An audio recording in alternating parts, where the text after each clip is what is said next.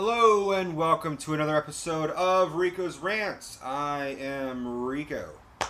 Today we're going to be talking about the film Creed. There it is.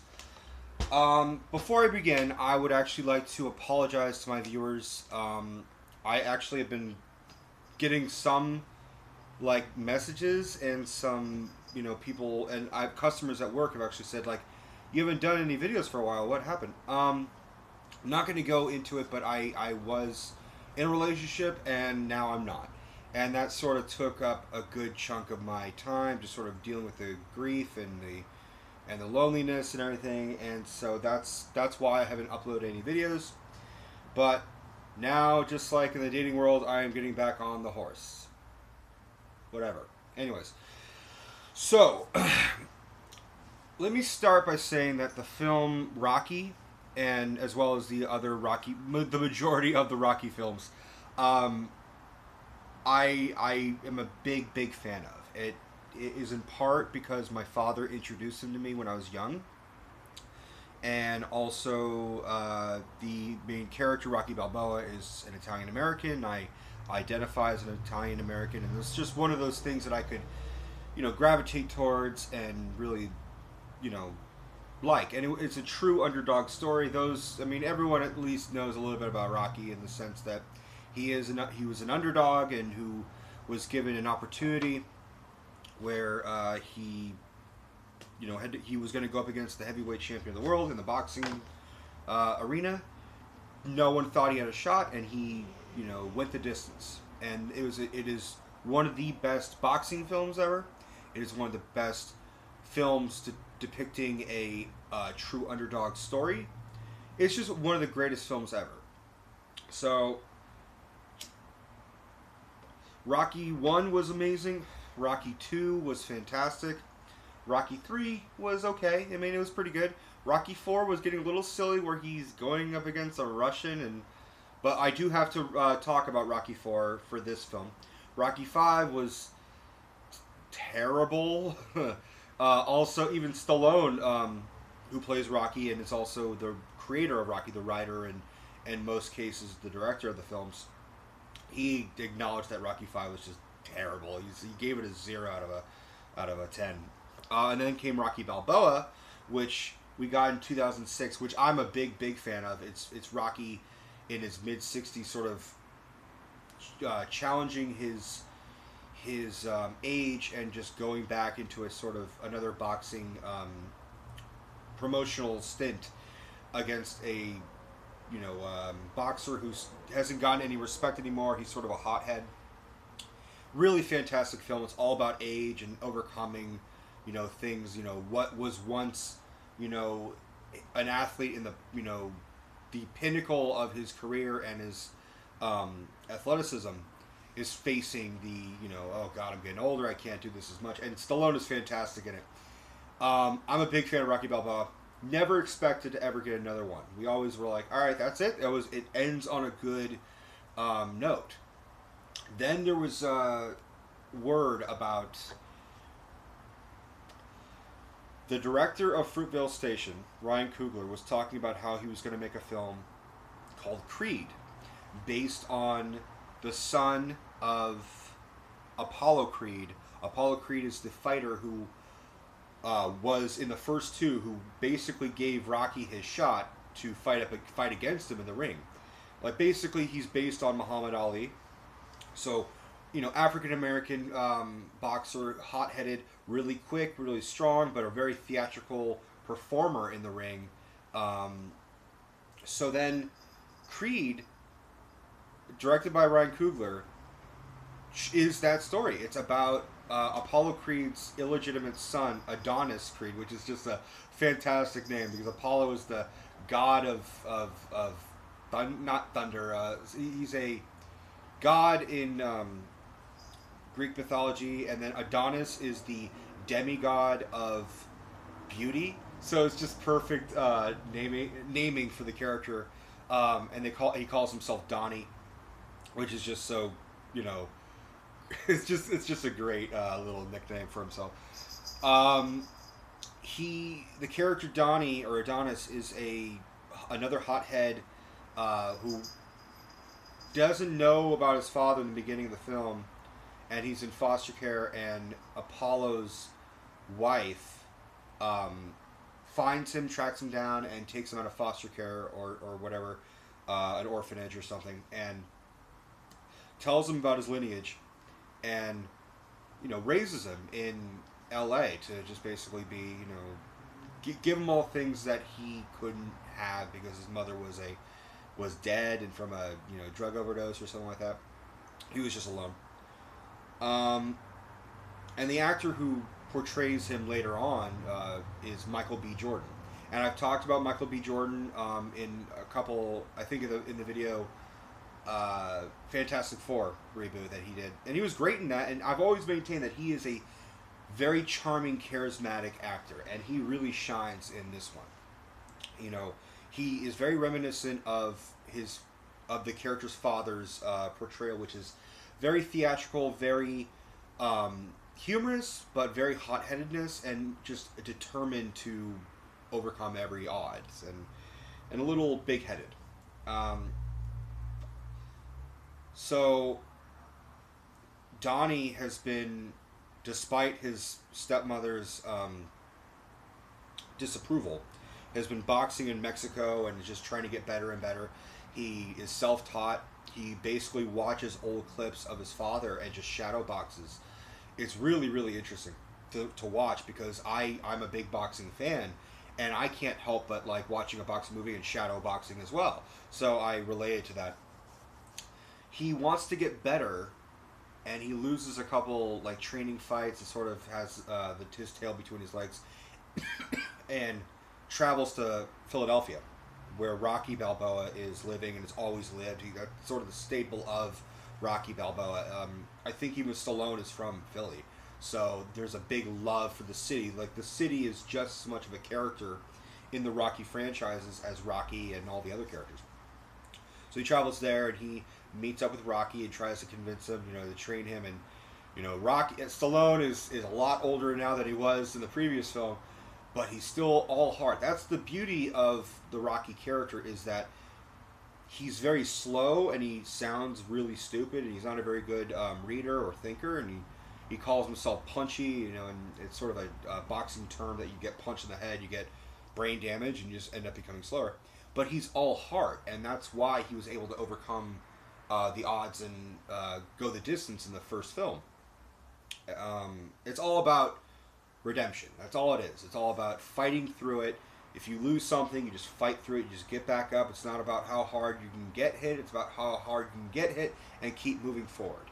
So Rocky is reluctant to train Adonis, and then relents. And at this point he knows that Adonis is Apollo's son. And I have to mention, I was sort of going to segue out of this, but in Rocky 4, spoiler alert, I mean, it's been out 30 years, so it's not really much of a spoiler, but spoiler, Apollo dies in the ring. He gets killed in a boxing match against a big Russian played by Dolph Lundgren. And it's supposed to be just a sort of charity match, but the Russian just fucking beats him to death. And Stallone is just standing there because he's, at this point, they're friends, and he's just on the ringside just watching his best friend and one of his mentors just being brutally beaten, to death. So he's reluctant about training Apollo's son because he feels responsible about letting Apollo fight in the ring with the Russian. He had the option of throwing in the towel, but Apollo, full of pride, said, "Don't do it. Don't you dare stop this fight. Something to prove," because he was getting older in that aspect. Age is a big part of the Rocky franchise because age is a big part of boxing. Once you get older, you can't move as fast. I mean, there are some boxers who do surpass that. George Foreman was one. I mean, he was surprised all of us. So it's a father-son relationship at this point. Adonis didn't have a father that he ever knew because Apollo died before he was born. And in a weird, this part is true. In a weird, twisted, fucked up event, Stallone's actual son, Sage Stallone, who played his son, in Rocky Five, the one that no one liked, not Rocky Balboa, the Rocky Five, died. I think he died of a heart attack, and he was about 37 years old, really young, and starting filmmaking in his own way. So Stallone was originally not interested in doing this film because he was in the middle of grieving for his son. I mean, no parent should ever bury their son. It's hard to imagine. But he really, I think, my opinion is he warmed up to the idea because he saw it as a true father-son relationship, and they acknowledge his son in the film. So they acknowledge his on-screen son, who was played by his actual son, but in later films was played by a different actor. So there's a scene that I have to talk about because it is very, very touching. It's really heartbreaking. At this point, Adonis is being trained by Rocky, and he moves into his house, and he goes up to a bedroom, and he sees a photo of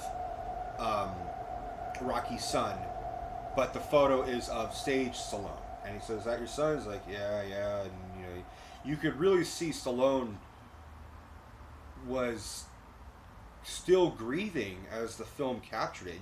It's really, really heartbreaking. And it's only heartbreaking if you know about it. You can see, like, oh, maybe they don't have a good relationship because Rocky talks about how his son has moved away and is with someone else. He's like living in Canada or something. So you can sense that he's missing his son, but not to the extreme of his son's gone and he's just alone in the world and he has no one else. So it's just I would rank this film with the Rocky films. I would rank it Rocky, Creed, Rocky Balboa, and then Rocky 2, and then the other ones are just sort of divided. Rocky 3 and Rocky 4 is sort of a tie, and then Rocky 5 is just dog shit. Just plain dog shit. And my point is that this is not directed by Stallone. This is directed by Ryan Coogler, who is from Oakland, and I'm from Oakland. So it was really nice to see someone from my neck of the woods revitalize a film that was part of my childhood and was part of a very special film to me because it was a film that my father and I watched together. And a point is that I really wanted to do this review anyways, but I really was inspired to do it because during my breakup period, I rewatched this with my father. And it was really just, I kept telling him that he needed to see it. He said, "Oh, yeah, I'll see it." And then we watched it together, and he was just like, "This is an amazing film. Like, who did this? Stallone is fantastic." I'm like, "It's not Stallone. It's a kid from Oakland. Like, he's my age." And he's just blown away. So it was really, really touching to reconnect and bond with my father again and, share something again. So it is a father-son relationship. And it's a powerful film. It homages the original franchise because it has to. It talks about, it has to reference Rocky 4 about Apollo's death. It has to reference the main characters of Rocky's life, like his wife, his brother-in-law. So it doesn't focus on it, but it mentions it. And it's a nice little heartfelt hug to the fans of the original franchise. And there's a lot of people in the younger generation who have never seen Rocky. So the best thing this film did was it actually introduced Rocky to a newer generation and, a younger generation. People who are just fans of boxing or have become fans of boxing because of this film. So there is a female character who is sort of different than Rocky's character's wife, Adrian, who is, starts out very shy, very nerdy, and really just sort of an ugly duckling, and then really grows into, like they're both hard, and that's why it works very well. Donnie's female love interest, and I'm blanking on the name. Maybe it's on the back, but no, unfortunately, it's not. But I will tell you who plays the character. It's Tessa Thompson, and as far as I know, this is like her second film or something, and she is great in it. There's a little sub story about how she is slowly losing her hearing, but she's a musician and a singer, so it's literally a race against her own time. A nice little touching story, and I really, really did appreciate it because most sub stories you really don't care about, but I really, really enjoyed hers. And she's beautiful, and it's very modern. It's not the '70s like how it was in Rocky. This is a straight up 2015 jargon. They reference they reference like the Cloud, and Stallone is just kind of like, the Cloud. What are you talking about? He's like, it's it's. It's just a really funny thing. I was watching with my dad, and he was just like, "What is a cloud? Like, what the fuck is he talking about?" I'm like, "It's I don't know how to explain it, Ted. It's information that just goes there. I don't know what to tell you."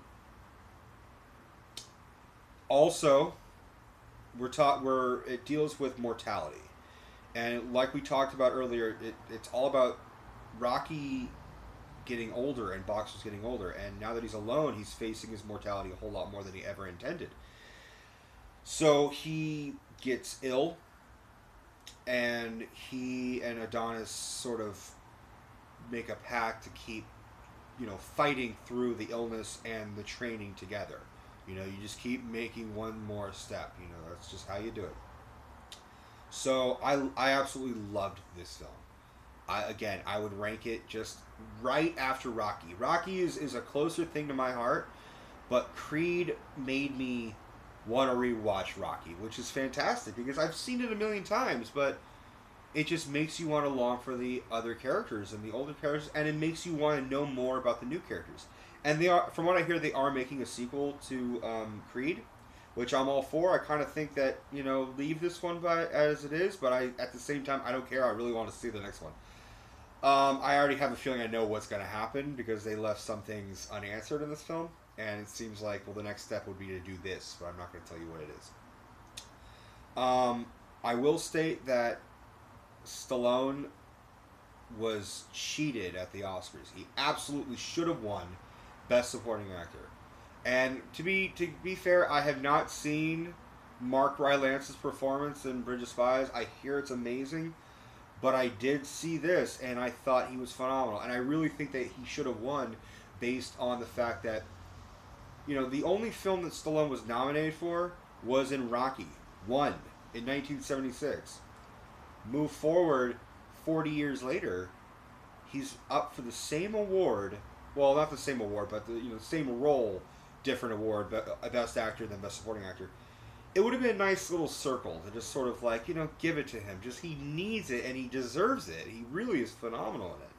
Stallone's not known for being a fantastic actor, but he really shines in this. So, I'm going to end the video. I really hope you guys enjoyed it. And I really hope you guys see the film. And I'm going to raise it again. It's Creed. It is, and just look at that artwork. It's most of the artwork of the Rocky films that you see. It's Rocky, sort of in the ring, or he's sort of got his arm up in the air or something like that. This is him being the trainer and him training someone else. So you could just see the dynamic between the two of them. It's such a good fucking film. I can't stress it enough. Please see it. If you have not seen Creed, you are missing out. You really need to see it. Please let me know what you thought of the video. Oh, let me. I'll do my rating. So, out of 5, 5 being the best, I absolutely have to give it a 4.5. I mean, there's nothing wrong with the film, but Rocky is just no. You know what? No, I'm still gonna stay at 4.5 because. It has everything good. It's styled amazing. There's nothing wrong. I just can't think of anything wrong. I think... No, all the characters are great. Michael B. Jordan was fantastic. I laughed. It had a lot of funny parts. So it's just a fantastic film. So 4.5. 4.5 out of 5. And please watch it. Let me know if you like this video. Please comment and subscribe and like. What would you like me to do next? I still have a couple ideas building up in my head. I do want to do more videos. I still have not gotten a computer yet, so that will, once I do that with a decent camera and a decent microphone, that the quality of this will improve tremendously, I assure you. Thank you so much for watching, guys. Take care.